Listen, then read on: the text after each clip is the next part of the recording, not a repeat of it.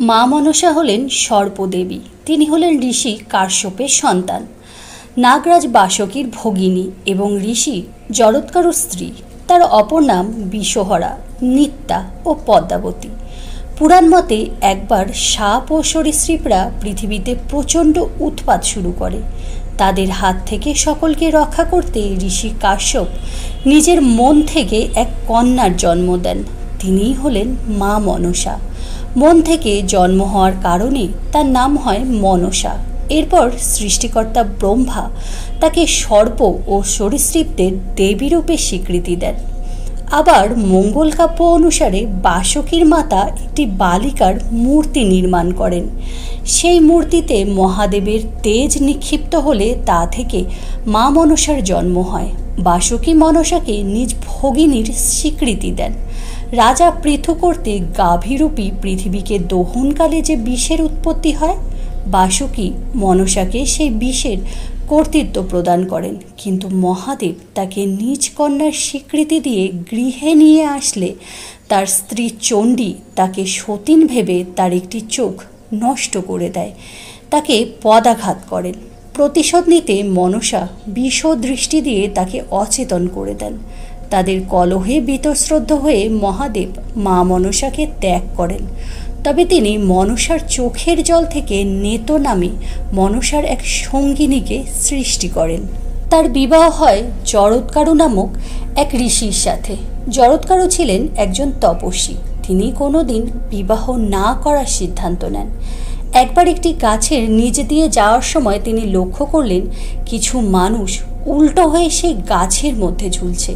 তাদের এই অবস্থা কী করে হলো তা জানতে চাইলে তারা বলেন তারা হলেন জরৎকারুর পূর্বপুরুষ। তাদের বংশধররা তাদের পারলৌকিক ক্রিয়াদি না করার কারণে তাদের এই অবস্থা হয়েছিল। তারা জরৎকারুকে বিবাহ করার পরামর্শ দিলেন, যাতে তার পুত্র তার পূর্বপুরুষদের পারলৌকিক ক্রিয়াদি সম্পন্ন করে তাদের মুক্তি দিতে পারেন। তখন মা মনসার সঙ্গে জরৎকারুর বিবাহ সম্পন্ন হলো। কিন্তু মনসার প্রতি ক্রোধের কারণে ষড়যন্ত্র করে মা চণ্ডী ফুলসজ্জার রাত্রে মা মনসাকে সর্পালঙ্কার পরিধান করতে বলেন। তারপর ফুলসজ্জার ঘরে ব্যাঙ ছেড়ে দিলেন। ফলে সাপগুলি সারা ঘরে ছুটে বেড়াতে শুরু করে। তা দেখে ভয় পেয়ে জরৎকারু ঘর ছেড়ে পালিয়ে যান। কয়েকদিন পর অবশ্য তিনি ফিরে আসেন। জরৎকারু মনসাকে বলেছিলেন তিনি প্রতিদিন যেন সময় মতো তার ঘুম ভাঙিয়ে দেন, এর অন্যথা হলে তিনি তাকে পরিত্যাগ করবেন। কিন্তু একবার মনসা জরৎকারুর নিদ্রা ভঙ্গ করতে দেরি করায় সেই দিন তার পূজায় বিঘ্ন ঘটে। ফলে জরৎকারু মনসাকে ত্যাগ করেন। পরে দেবতাদের অনুরোধে তিনি মনসার কাছে ফিরে আসেন। এরপর মনসা ও জরৎকারুর একটি পুত্র সন্তান হয়। তার নাম দেওয়া হয় আস্তিক। তিনি তার পূর্বপুরুষদের মুক্ত করেন। রাজা জনমেজয় যখন সর্পকুল বিনষ্ট করার উদ্দেশ্যে যজ্ঞ করেন, তখন এই আস্তিক নাগবংশকে রক্ষাও করেছিলেন। এরপর মানব ভক্ত সংগ্রহের উদ্দেশ্যে নেতোর পরামর্শে মনসা মর্তে নেমে আসেন। প্রথম দিকে যারা সর্বদা বনে জঙ্গলে ঘুরে বেড়ায় এবং সর্পদংশনে প্রায়ই যাদের মৃত্যু ঘটে, কেবলমাত্র তারাই মনসার পূজা করত। কিন্তু যারা মনসার পূজা করতে অস্বীকার করত, তিনি তাদের জীবন দুর্বিষহ করে তুলতেন। মনসা মঙ্গল কাব্য থেকে জানা যায় পূর্বজন্মে মনসা চাঁদ সদাগরকে বিনা কারণে অভিশাপ দেওয়ায় চাঁদও মনসাকে অভিশাপ দেন যে তিনি মনসার পূজা না করলে মনসা পূজা মর্তে জনপ্রিয়তা পাবে না। ফলে মর্তে নিজের পুজো প্রচলন করতে এবং ভক্তদের আকর্ষণ করতে চাঁদ সদাগরের পূজা পাওয়া মনসার জন্য জরুরি হয়ে পড়ে। হিন্দু লোককথা অনুযায়ী চাঁদ সদাগর ছিলেন শিবের ভক্ত। মনসা চাঁদের পূজা কামনা করলে তিনি তাকে প্রত্যাখ্যান করেন। চাঁদ সদাগর মহাদেবের পূজা করে হেমতাল পেয়েছিলেন। হেমতাল ছিল এক ধরনের গাছ। এর গন্ধ সাপ অপছন্দ করত। যার কাছে এই হেমতাল থাকতো, সাপ তার ধারে কাছে ঘেঁষত না। এছাড়া চাঁদ সদাগর মহাজ্ঞান শক্তির অধিকারী ছিলেন। এই শক্তি বলে তিনি সাপে কাটা রোগীকে ভালো করতে পারতেন। আবার ওঝা ধন্বন্তরী ছিলেন তার বন্ধু। একবার মনসা ছল করে অপূর্ব সুন্দরী নারীর রূপ ধরে তার কাছে আসেন। চাঁদ সদাগর তাকে স্পর্শ করতে চাইলে তিনি বলেন মহাজ্ঞান মন্ত্র তাকে জানাতে হবে। চাঁদ সদাগর তখন তার কানে কানে ওই মন্ত্র বলে দেন। ফলে তিনি মহাদেব প্রদত্ত অলৌকিক রক্ষা কবচ হারিয়ে ফেলেন। তখন বন্ধু ধন্বন্তরী তাকে রক্ষা করতে থাকেন, কিন্তু ছলনা করে মনসা তাকেও হত্যা করেন। এরপরেও চাঁদ সদাগর মনসার পূজা করতে অস্বীকার করলে সর্পাঘাতে তার 6 পুত্রের মৃত্যু হয়।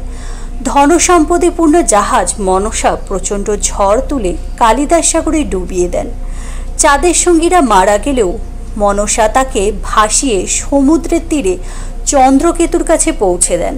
কিন্তু চন্দ্রকেতুর শত চেষ্টার পরেও চাঁদ সদাগর মনসার পূজা করতে রাজি হলেন না। ফলে তাকে ভিক্ষা করে জীবন কাটাতে হয়।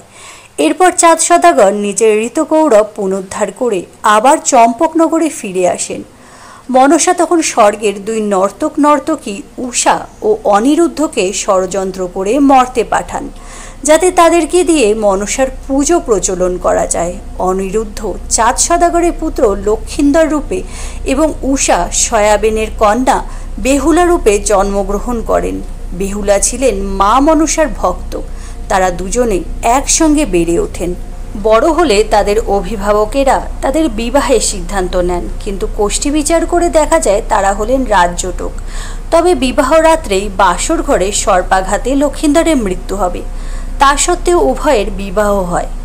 বেহুলা লক্ষিন্দরের জন্য চাঁদ সদাগর একটি লৌহের বাসর ঘর নির্মাণ করেন। সেই বাসর ঘরটি নির্মাণ করেছিলেন স্বয়ং বিশ্বকর্মা। তবে মনসার ষড়যন্ত্রে বিশ্বকর্মা সেখানে একটি ছিদ্র রাখতে বাধ্য হন। চাঁদ সদাগর বাসর ঘরকে আরও সুরক্ষিত করতে বাসর ঘরের ওপরে ময়ূর এবং নিচে নেউল রাখলেন। অসংখ্য প্রহরীকে পাহারায় মোতায়েন করলেন। বাসরের রাতে মনসা কালনাগিনীকে লক্ষিন্দরের প্রাণ নাশের জন্য বাসর ঘরে প্রেরণ করলেন। লৌহ প্রাচীরে রাখা ছিদ্রপথে কালনাগিনী বাসর ঘরে প্রবেশ করল। সাপেদের মধ্যে সবথেকে বিষাক্ত হল কালনাগিনী। বেহুলা সারা রাত জেগে স্বামীকে পাহারা দিচ্ছিলেন, কিন্তু মনসা তার মন্ত্র দ্বারা তাকে ঘুম পাড়িয়ে দিলেন। নাগিনী দেখল বেহুলা তার স্বামীকে এমনভাবে সুরক্ষিত করে রেখেছে যে শরীরের কোনো অংশেই দংশন করার উপায় নেই। তবে শয্যা থেকে তার চুলগুলো নিচের দিকে ঝুলছিল। চুল বেয়ে শয্যায় উঠে কালনাগিনী লক্ষিন্দরকে দংশন করে।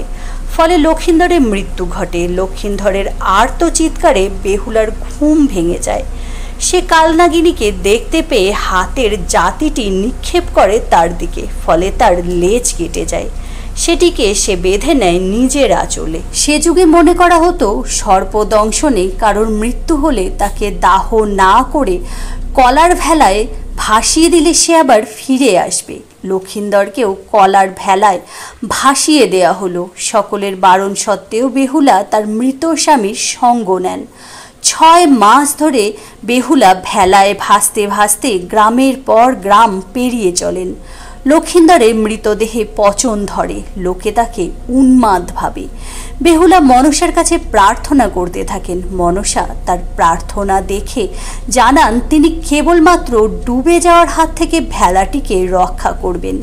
এর বেশি তিনি আর কিছুই করতে পারবেন না। কলার ভেলায় ভাসতে ভাসতে বেহুলা পৌঁছায় নেতর ঘাটে। সেই ঘাটে নেত দেবতাদের কাপড় কাচতেন।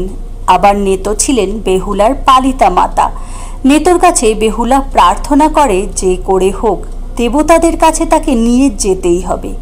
নেত তখন তাকে বেশ কিছু পরীক্ষা দিতে বলেন। সেই পরীক্ষায় কৃতকার্য হলে নিজের অলৌকিক ক্ষমতার বলে তিনি বেহুলা ও মৃত লক্ষিন্দরকে স্বর্গে নিয়ে যান।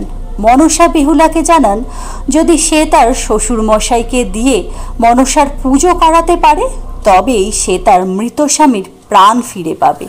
বেহুলা প্রতিজ্ঞা করেন যা করে হোক তিনি তার শ্বশুর মশাইকে দিয়ে মা মনসার পূজা করাবেনই।